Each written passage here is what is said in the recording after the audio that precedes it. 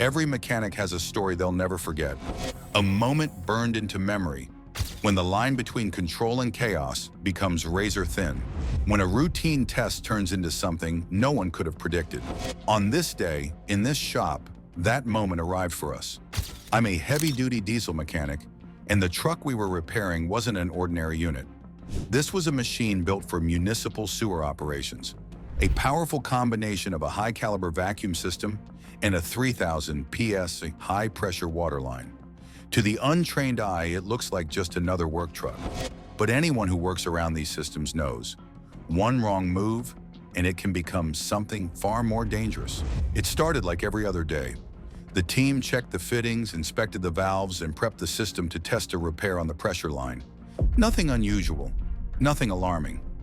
Just work, routine, predictable, familiar. The weather was calm, the truck was positioned perfectly, and we all had a sense of confidence.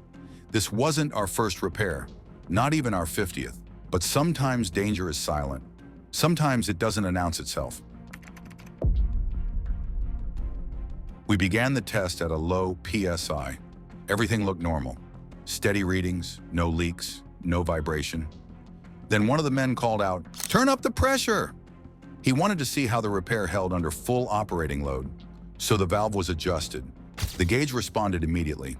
500 PSI, 1,200 PSI, 2,000 PSI, 2,500, 3,000 PSI.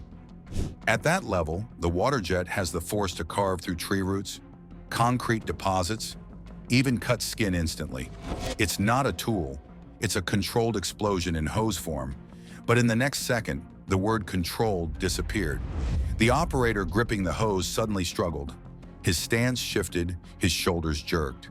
In a heartbeat, the hose ripped free from his hands. What happened next did not look real. It looked like something out of a disaster demonstration video. The hose became a high-speed metal whip, thrashing violently, striking anything in its path. The first strike hit two men instantly. Both were knocked off their feet so fast that they didn't even have time to brace themselves. One man landed hard. The wind knocked out of him. The second man's head hit the concrete floor. The third man, closest to the truck, was hit with devastating force and pinned against the side of the vehicle. The hose pressed into his body like a steel bar, trapping him. He couldn't move. He couldn't breathe properly. Every second the pressure stayed active was a second closer to tragedy. The shop filled with chaos, shouting, metal clanging, the violent roar of the pressurized line whipping the air. One of the fallen men regained just a sliver of awareness. His vision was blurry, his ears ringing. But through the pain and confusion, he saw what needed to be done. He needed to get to the shutoff. The hose didn't care where it hit. It struck walls, the ground, equipment. It could have taken off fingers, broken bones, split skin open, and it was inches from him. Still, he crawled. He pushed through the dizziness. He rolled out of the hose's path. He dragged himself forward. Every inch was a battle. With a final burst of strength, he grabbed the control and shut off the pressure. Just like that, the roar stopped. The hose fell limp, and the man collapsed against the truck. When the dust settled, all three men were still alive, but the injuries were severe. High-pressure hoses don't just knock people down. They cause blunt force trauma, concussions, spinal injuries, internal damage. These men suffered both brain injuries and serious physical injuries. Their recovery would take months, maybe years. Even today, they're stable, but they're not the same as before that moment. What really happened that day?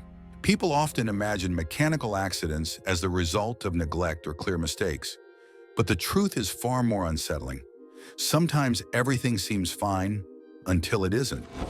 Sometimes a system works perfectly until a single variable changes. Sometimes experienced workers with decades of skill face a situation no one could prepare for. This wasn't a story of carelessness. It was a story of how powerful these machines really are and how quickly control can vanish. That day changed all of us. It made us more cautious, more respectful of the equipment, and more aware of how quickly things can go wrong. In this line of work, you're not just dealing with tools, You're dealing with forces that can injure or kill in seconds. Safety isn't just a rule, it's survival for all of us. And sometimes, the stories we share are what prevent the next accident from happening.